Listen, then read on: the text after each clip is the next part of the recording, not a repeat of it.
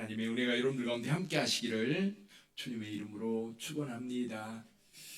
이 다윗이 골리앗을 물리침으로 인하여서 이스라엘에 큰 승리를 가져다 주었습니다. 이번 전쟁의 1등 공신은 누굽니까? 다윗이죠. 다윗이 골리앗을 물리침으로 이스라엘의 사기가 완전히 올라갔고 블레셋 사람들의 사기는 완전히 꺾이면서 이 전쟁은 완전한 이스라엘의 승리. 근데 사실 이와 비슷한 사건이 한 번 더 있었어요. 14장에 보면요, 블레셋과 다윗 싸울 때에, 블레셋과 이스라엘이 싸울 때에 이스라엘 군대는 600명밖에 안 되었고 블레셋 사람들은 사실 바닷가의 모래알처럼 그렇게 수많은 사람들이 몰려왔을 때인데, 그때도 한 사람의 헌신 때문에 승리할 수 있었어요. 누굽니까? 요나단입니다. 요나단. 근데 이번 이제 다윗이 골리앗을 물리치고 난 후에 여러분 두 가지 반응이 보입니다. 한 가지 반응은 이 다윗이 전쟁에서 승리하게 했고 골리앗을 물리쳤고 그 용기와 담대함, 그런 여러 가지 것을 보고 다윗을 사랑하는 사람이 생겼다는 겁니다. 다윗을 좋아하는 사람들이 생겼다는 거지. 특히 여기 요나단이라고 하는 사람이 있는데, 요나단은 사울의 아들입니다. 사울의 아들인데 다윗을 정말 사랑했다는 거예요. 한번 볼까요? 1절 한번 보죠. 1절.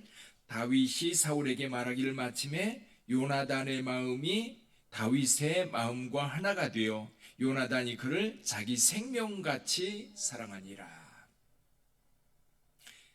자, 승리자를 사랑하는 것은 당연한 겁니다. 어제 우리나라뿐만 아니라 전 세계에 아주 큰 사건이 있었지요. 손흥민이라고 하는 사람이 프리미어 리그에서 이 득점왕이 됐다고 하는 그 사건, 별거 아닌 것처럼 보이지만 한 사람이 영국이라고 하는 것은 특히 동양 사람으로는 처음으로 득점왕이 되었다는 겁니다. 대단한 사건입니다. 자, 그렇게 축구를 통해서 한국의 위상을 드높일 뿐만 아니라 어디를 가든지 그가 대한민국 사람이라는 것을 나타내고 있거든요. 그러니까 우리나라 사람들은 누구나 그를 좋아합니다. 그렇죠? 좋아하고 그를 칭찬하고 인정하고 사랑하고 엄지척하면서 그를 축혀 세웁니다. 어쩌면 능력 있고 우리에게 승리를 가져다 준 자에게 우리는 당연하게 그렇게 반응을 보입니다. 마땅하지요. 뿐만 아니라 이 다윗은 사울뿐만 아니에요. 사울의 신하들, 요나단뿐만 아니라 여러분 사울의 모든 신하들도 다윗을 좋아합니다. 그리고 다윗이 지혜롭게 하는 것에 대해서 사람들은 굉장히 좋아했고 그를 칭찬했고 그와 함께하고자 했던 거지. 그런데요, 그렇지 않은 사람이 있었어요. 누굽니까? 사울입니다. 사울. 이 사울이 전쟁에 승리한 것까지는 좋았어요. 그래가지고 이제 개선 장군이 되어서 이 군사들과 함께 전쟁에서 돌아올 때에 이 각 성읍의 여인들이 다 나와서 사울 일행을 환영합니다. 여기 보면 사울 왕을 환영했다 그렇게 되어 있어요. 사울 왕을 환영하면서 노래를 하는데 이렇게 노래를 한 거예요. 사울이 죽인 자는 천천히요 다윗이 죽인 자는 만만이로다. 8절에 보니까요, 사울이 그 말에 불쾌하여 심히 노하여 이르되 다윗에게는 만만을 돌리고 내게는 천천을 돌리니 그가 더 얻을 것이 나라 말고 무엇이냐. 그러면서 그날 후로 사울이 다윗을 주목했다 그랬어요. 주목하다. 이 주목하다는 말을 두 가지로 번역할 수 있습니다. 한 가지는 뭐냐면 질투의 눈으로 본다 그런 뜻이에요. 질투의 눈으로. 그렇죠? 사울 어떤 사람입니까? 대단한 장수잖아요. 그리고 한 나라의 왕이지 않습니까? 그런 대단한 사람인데 자기보다 더 탁월한 사람이 나타났다고 하는 것.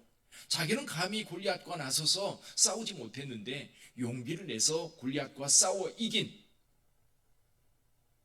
아주 특별한 사람이 나타난 거지요.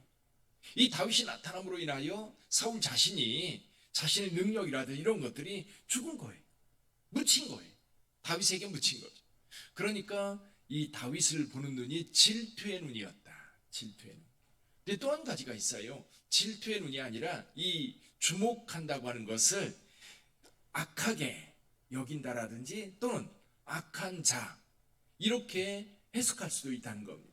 그러니까 이 자에 사울의 눈에는 다윗이 악한 자요 대적자가 된 겁니다. 그래서 사랑의 대상이 아닌 거죠. 여러분, 똑같이 이 다윗이라고 하는 사람이 골리앗을 물리치고 이스라엘에 큰 승리를 가져다 주었는데 그에 대한 반응이 이렇게 두 가지로 나타나고 있어요.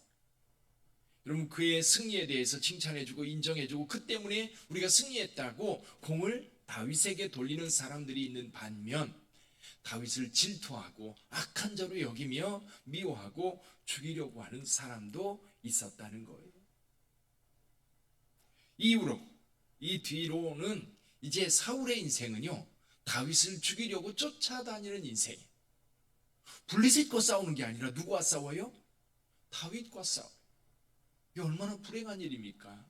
왕으로서 이 백성들을 지키고 보호하기 위해서가 아니라 그저 한 사람, 아주 어린, 사울이 생각 볼 때에는 아주 어린, 아마도 요나단보다도 더 어린 다윗이었을 겁니다. 그 다윗 죽이려고 평생을 쫓아다니다가 결국 전장에서 죽는 그런 비참한 삶을 살게 되는 겁니다.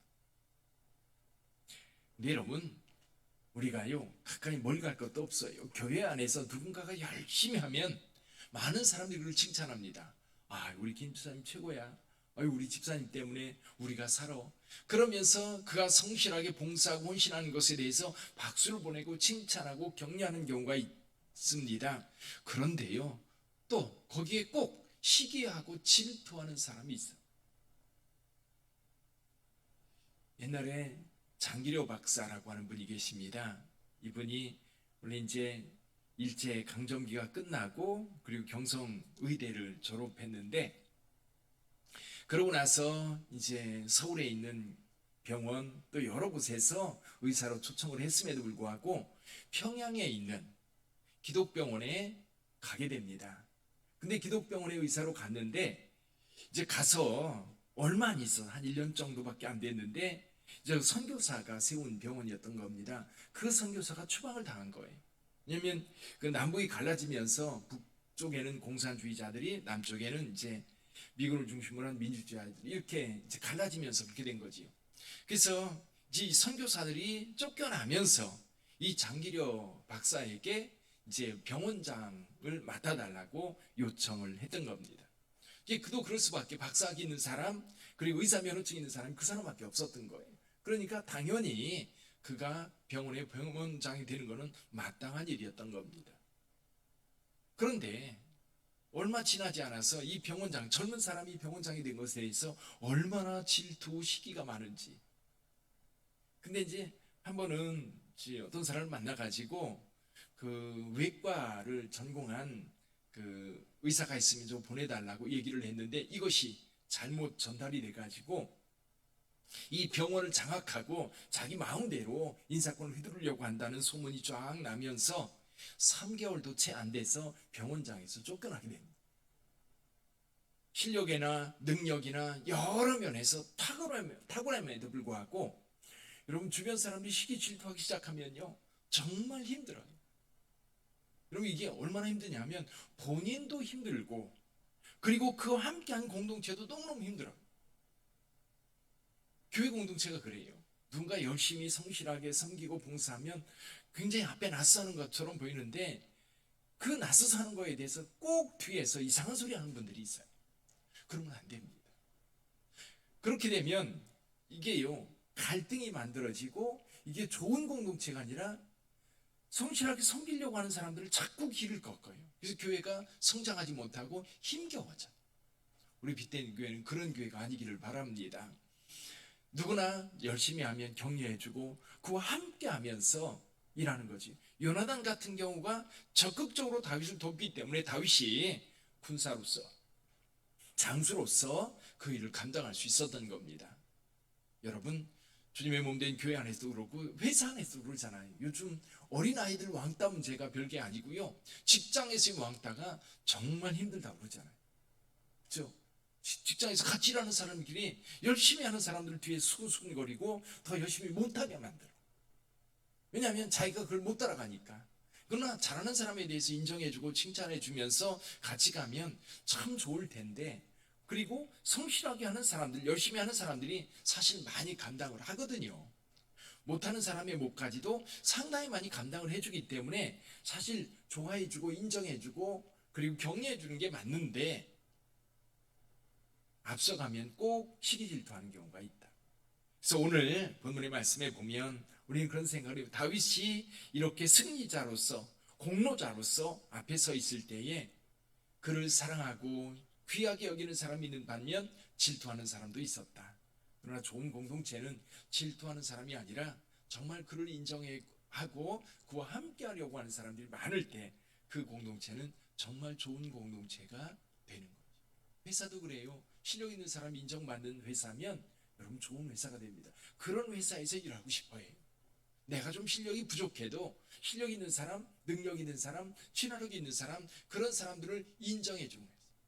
교회도 마찬가지입니다. 우리 서로 여러분들이 앞서서 일하는 분들 격려해 주시고 칭찬해 주시고 함께하는 그런 교회가 되기를 주님의 이름으로 축복합니다. 기도하겠습니다.